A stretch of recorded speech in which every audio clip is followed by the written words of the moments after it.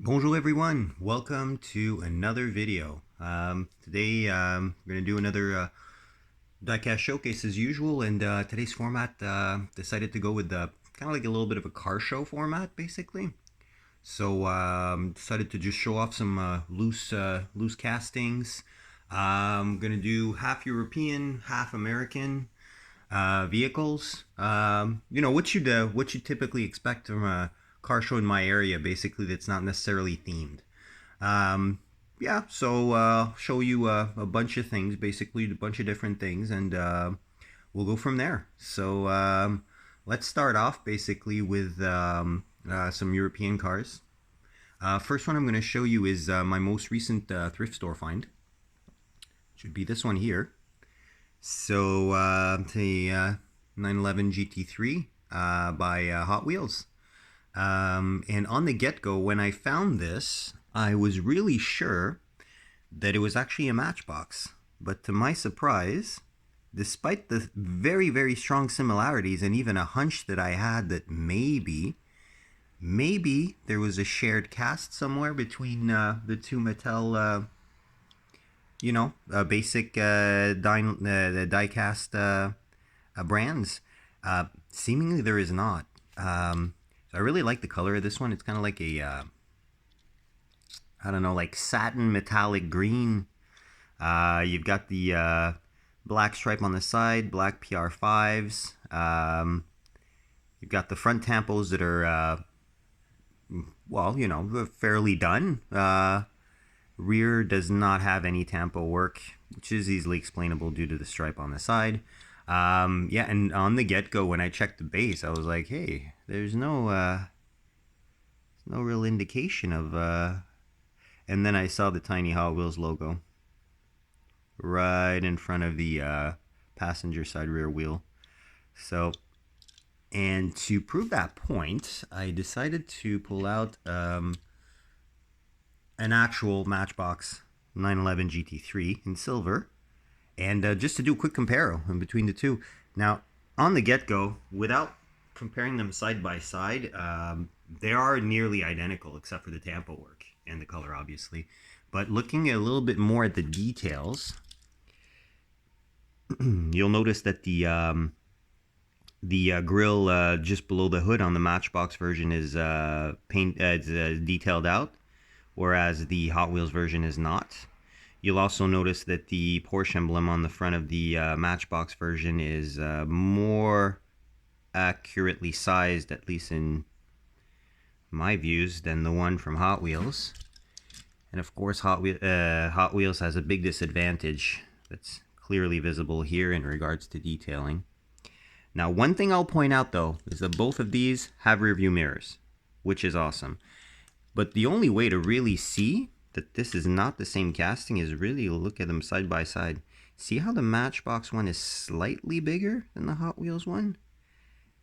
But if you look at the width, the Hot Wheels one seems to be a little bit wider than the Hot Wheels one, the Matchbox one, sorry.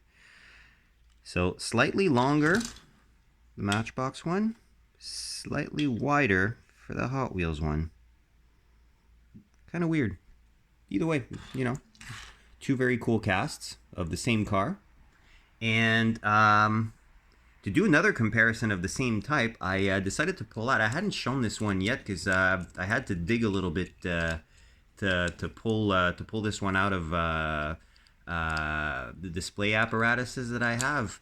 But I decided to pull out the this really cool Hot Wheels First Edition Cayman S in classic Arctic Silver with the light tan interior.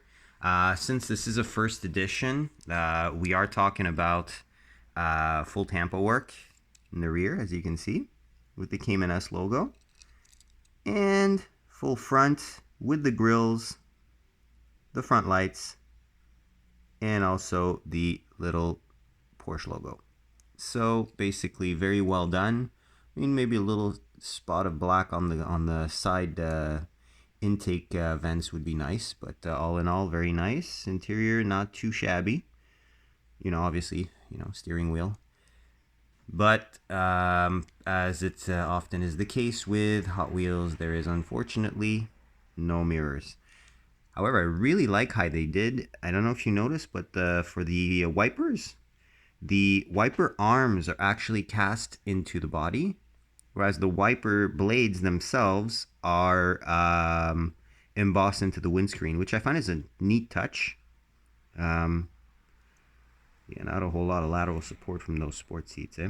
The bolstering's not very deep, but hey, still. This was back when these were actually dollar cars. I don't know where the prices are in your area for these, but yeah, it's going up in Canada, I can tell you. I've seen up to almost $2.50 Canadian for one mainline with the recent price hikes. We're talking about 20%, 30% increases in some places, all depending where you buy your diecast. But yeah, on that side note, since we did a comparo in between the two GT3s here, why not compare the Matchbox version of the Cayman, see where the differences are.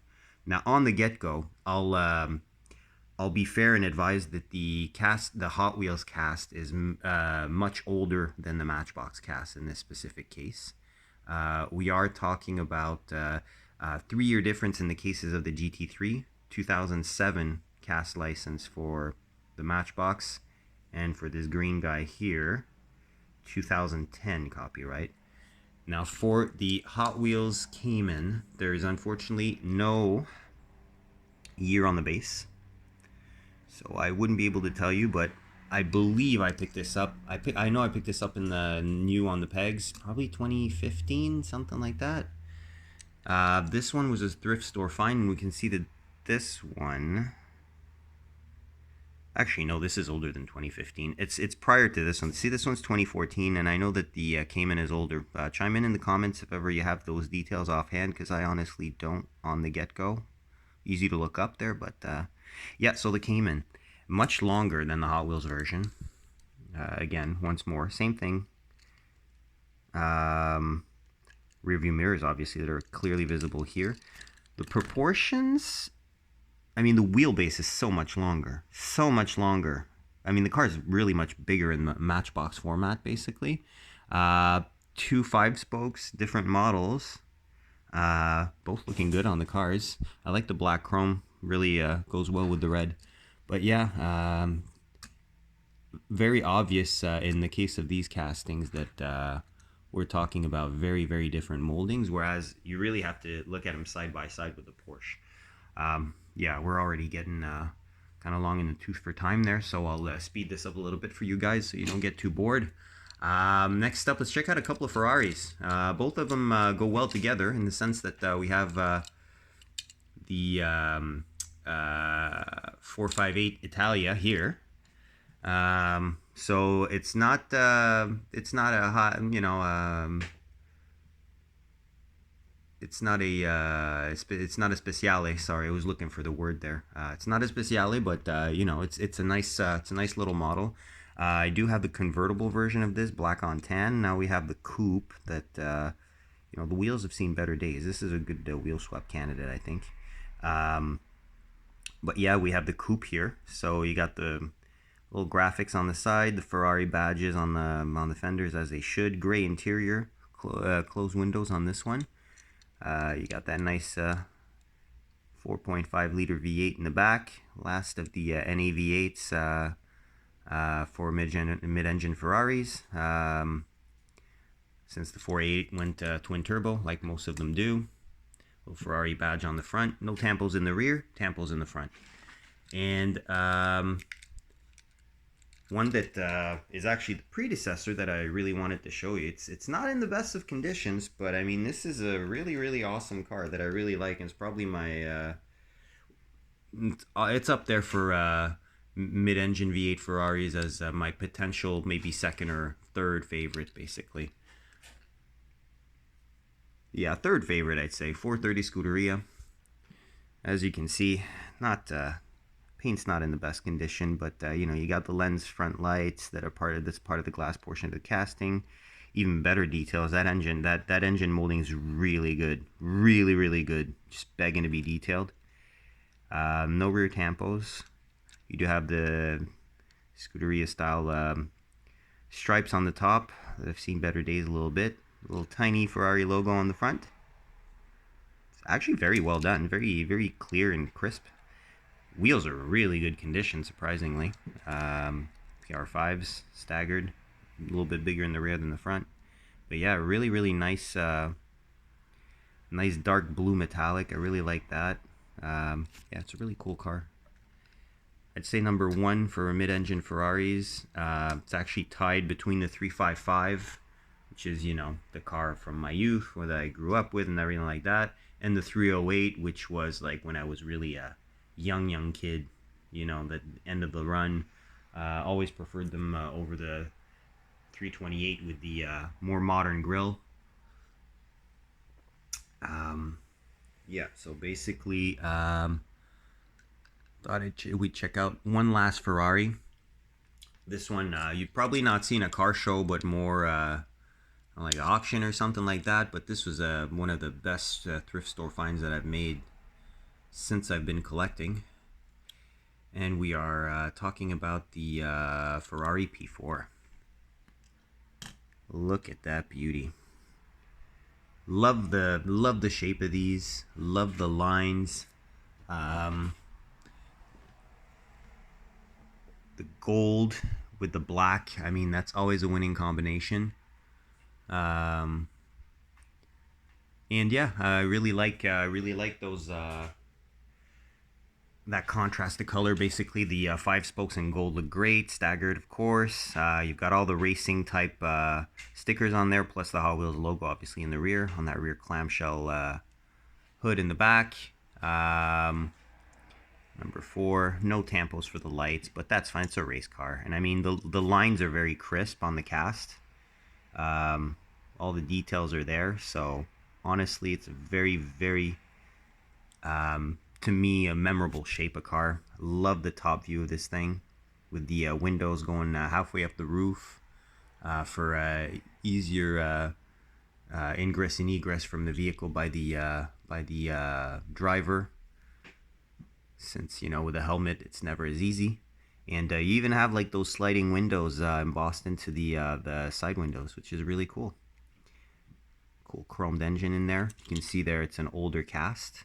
So we do have the little insert from the interior popping through the base to show the color of the interior.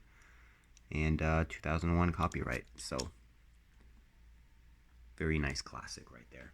Now let's fall into some American cars. Another recent thrift store find would be this nice little C6 Z06 with the glass insert on the hood to show off the blower. So LS9 powered V8, LS9 V8 powered, should I say.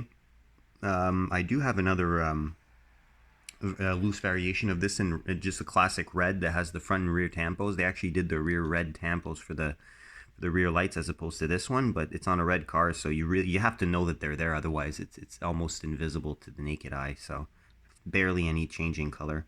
You do have the ZR1 logo on the lower part of the front fender. The side markers are tampoed in as well. Front lights, well, done in a summery fashion, but still there. The Corvette logo, yellow stripe. Rear's really nice. Just missing that little ZR1 badge on the bumper, but yeah, quad exhaust. Wheels are definitely far from being my favorite, but again, this probably would be a really good candidate for a wheel swap. Overall, the tampos aren't in that great of a condition on the roof, but besides that, you know, the car doesn't have flea bites or anything like that. The black enamel is still relatively spotless, so I'm happy about that. Now, this is not, the next one is not a thrift store find, despite it still being a Corvette. This one is actually from a multi-pack, and it's a multi-pack exclusive deco on an older casting. We're talking about a C2 Corvette Roadster. This one has a 99 casting copyright, and we're really talking about very simple. It's kind of light. the shape is definitely there. Not overly detailed though. You know, chrome base, which works pretty well. Offsets nicely with that deep blue metallic. Kind of a grayish brown interior, grayish light brown interior. Again, gold 5 spokes, which work well for this cast. I do like the graphics on the side. They're very retro. I like the font they chose for the number 5. You know, the little Jones on the side. I was looking to see if there was anything written underneath, but it's just like a checkerboard pattern. So let's see, what else is there to say about this one? Not a whole lot, eh? I like the iconic end there, the camtail, the camtail style profile of the C2. It's pretty much my favorite Corvette. If we're talking about timelessness and design, although the one I'd like to own most is probably a C4, just for nostalgic reasons. So yeah, nice little roadster, slightly tinted windscreen as you can see. Yeah, not a whole lot more to say. It's a cool variation. It's the only variation I have of this casting anyways. So next up, let's go back to a little thrift store find. This is going to be the only Mopar I'm going to show off during this little showcase here. And I did show off one my first find of this casting a couple videos back, basically. I believe it was a thrift store find video, an unboxing of stuff I found through thrift store hunts. So this one is also from a thrift store, and it's the Dodge Charger Daytona, big wing car with the fiberglass nose cone. You know, the NASCAR legend with the ridiculous top speed and race spec that could surpass 200 miles per hour, which is pretty phenomenal for you know, the 69, 70 model year. So let's take a better look at it. This probably is part of a Flames collection, I'm assuming. I didn't really check to see what the origins are of this specific variation, but definitely a very, very nice variation. So I had to show it off a green one first. This one I really like the fact that they have the blue chrome lip on the wheels.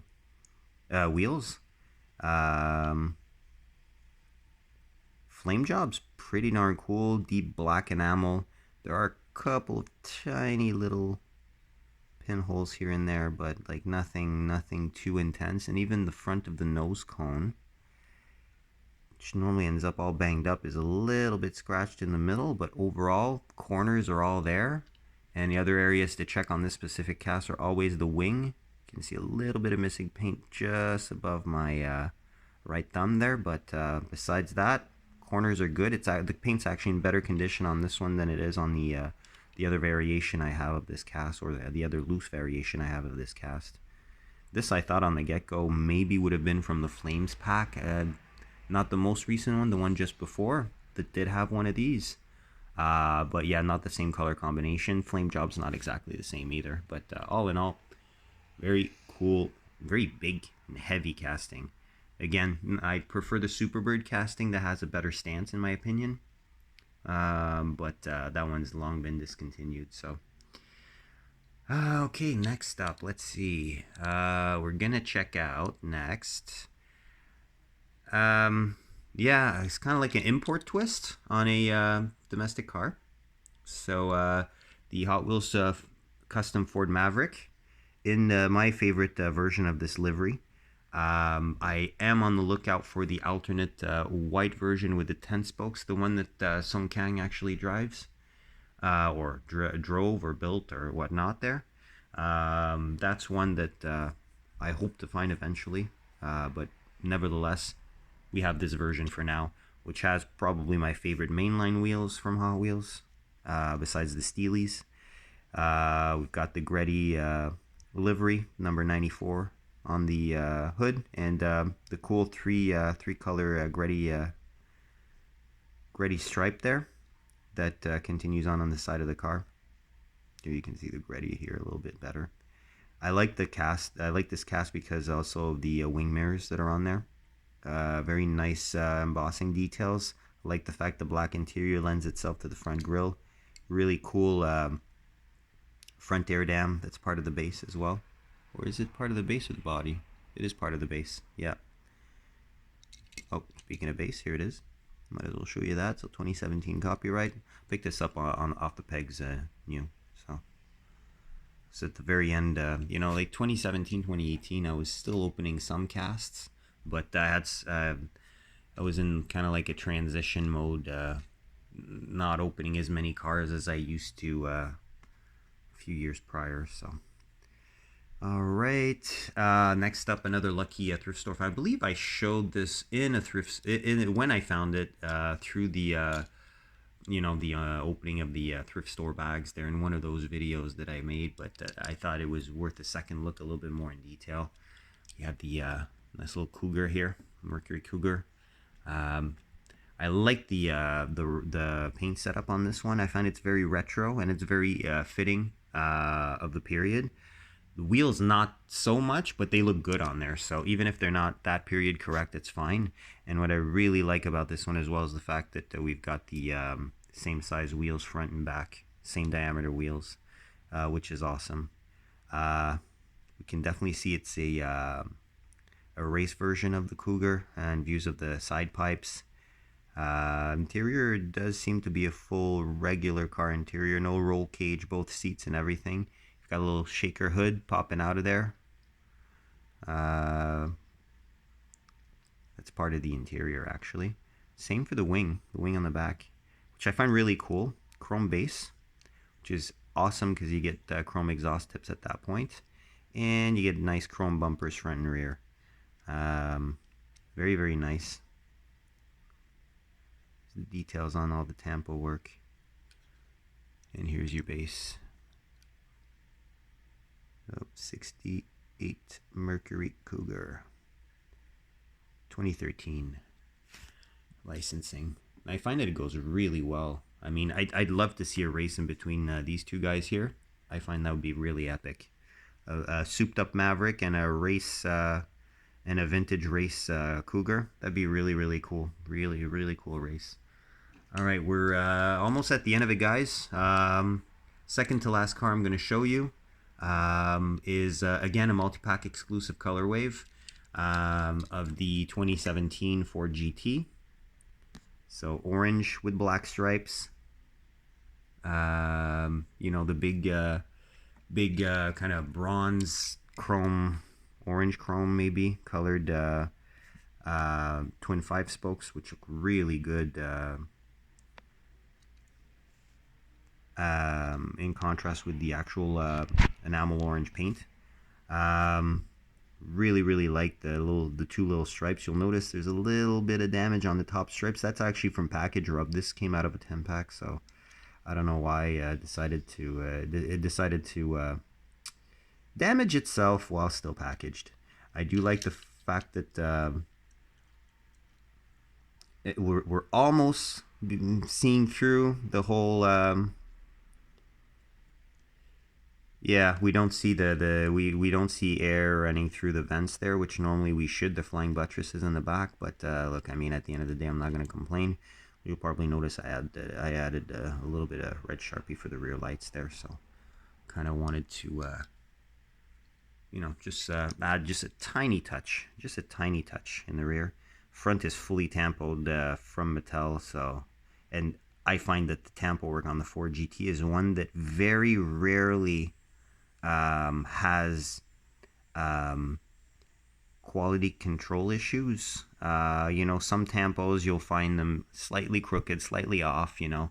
I don't think I've seen for the street version of the Ford GT and the multiple variations that I've seen, including the most recent one in blue.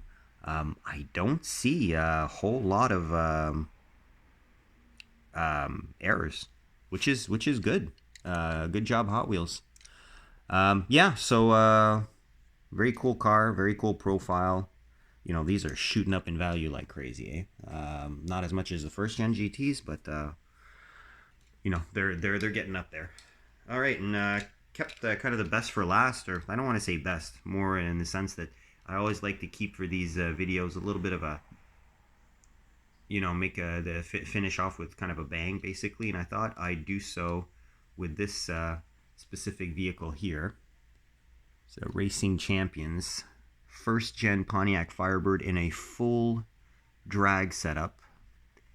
You'll see here all the old school tampo work or paint work or livery, however we want to describe it. So let's get that into focus. There we go. Yeah, there we go. So the Beast, El Gringo. I really like the little Pontiac the little Pontiac graphics on the front fender. I find that the topography is really cool. Yeah, so this thing is really cool. No roll cage, unfortunately, but got full tampo work, rubber tires, plastic base, metal body. No front tampos, unfortunately, but that's okay. I forgive it because we do get the opening hood to check out that big blower engine. Look at that. Not super detailed engine, mind you. I've seen better looking engines from Hot Wheels mainlines, but still, you know, it's very cool, very nice. You gotta check this base out. The base itself is pretty nondescript. I should have said you should have checked out the tire setup. Look at these big slicks. So good in proportion to the fronts. It has little skinnies. Really nice wheel setup. One of my favorite drag wheel setups on any cast that I currently have in the collection. But this thing is like awesome, pretty awesome. I don't have a whole lot of Racing Champions, and it's a shame because I'd really like to have more of them. So these are the two stars of the show for me for this specific showcase.